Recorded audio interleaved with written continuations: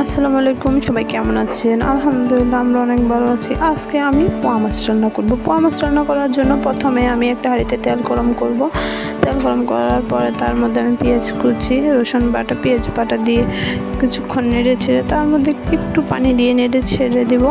কারণ আমি যখন মশলা দেবো তখন মশলাগুলো লেগে যেতে পারে। আমি পানি যদি দিই তাহলে মশলাগুলো আর লাগবে না। তারপরে আমি তার মধ্যে মরিচের গুঁড়া, ধনিয়া গুঁড়া এবং হলুদের গুঁড়া দিয়ে ভালো করে নেড়ে ছেড়ে একটু পানি দিয়ে কষিয়ে নেব। যখন কষানো শেষ হবে, তেল বেশি উঠবে, তখন আমি তার মধ্যে আলুগুলো ঢেলে কিছুক্ষণ নাড়াচাড়া করে নেব। আর একটু পানি দিয়ে ঢাকনা দিয়ে ঢেকে দেব কিছুক্ষণের জন্য।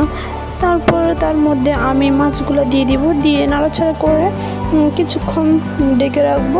ডেকে রান্না করার পরে যখন দেখবো হ্যাঁ আমার রান্নাটা এখন কি হয়েছে, হ্যাঁ দেখতেছি এখনও হয়ে গেছে আমার রান্নাটা। আর মাশাআল্লাহ খেতে অনেক মজা হয়েছিল।